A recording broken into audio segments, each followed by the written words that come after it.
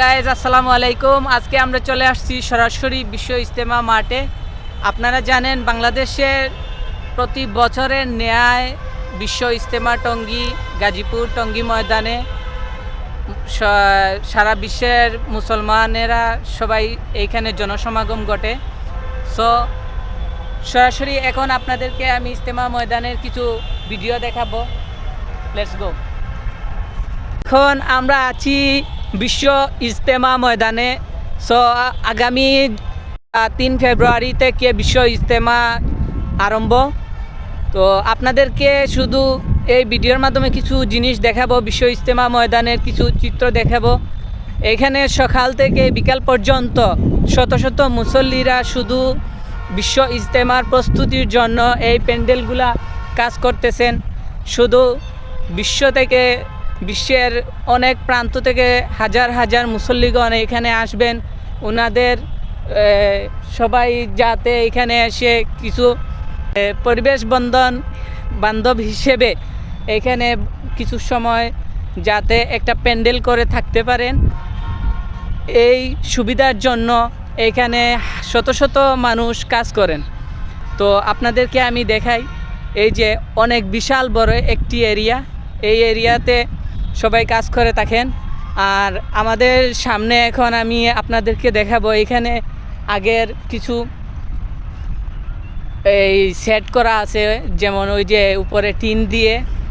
এইখানে এটা স্বল্প জায়গায়, তো এখানে তো জায়গা হয় না, সেই কারণে মনে করেন যে এত বড় একটি এরিয়া নিয়ে আয়োজন করা। তো আমি আপনাদেরকে ওই চিত্রগুলো দেখাবো। আপনারা দেখতেছেন এগুলো হলো ওয়াশরুম।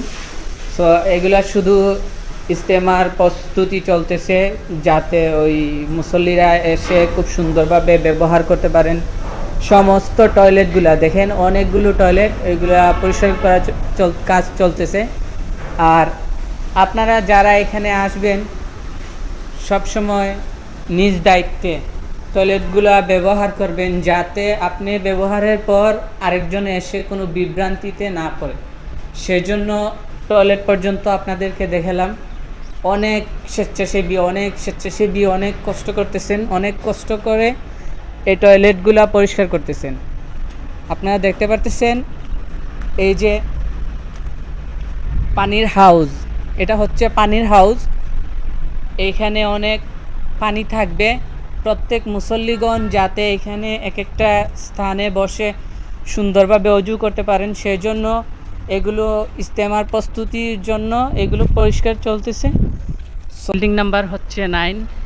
অনেকগুলো টয়লেট আছে এইদিকে। আর এই যে দেখতেছেন এইগুলো স্বেচ্ছাসেবী, অনেক বুজুর্গ, অনেক বাচ্চা সবাই এখানে কাজ করতেছেন। এখানে প্রতিদিন শত শত স্বেচ্ছাসেবী লোক আছেন, ওনারা এখানে কাজ করে থাকেন। চাইলে আপনারাও এই কাজে অংশগ্রহণ করতে পারেন। সরাসরি মাঠে এসে অনেক মুসল্লিগণ কাজ করতেছেন। সকালে এক টাইম কাজ করা হয়, বিকেলেও এক টাইম কাজ করা হয়। অনেক মুসল্লিগণ এখানে কাজ করে থাকেন। সো আপনাদেরকে দেখানোর চেষ্টা করতেছি অনেকগুলো জায়গা। অনেকগুলো চট দিয়ে দেওয়া হয়েছে শুধু এগুলো ঠান্ডার কারণে, যাতে মুসল্লিগণ এসে খুব সুন্দরভাবে এখানে একটু ঠান্ডা থেকে নিরাপদে থাকতে পারেন। সেজন্য এগুলো ঠান্ডার জন্য দেওয়া হয়েছে। প্রতি বছরের ন্যায় সঠিক এবং সুন্দরভাবে এইরকম কাজ করা হয়। এই যে আমরা দেখতে পারতেছি হুজুরেরা এই যে কাজ করতেছেন।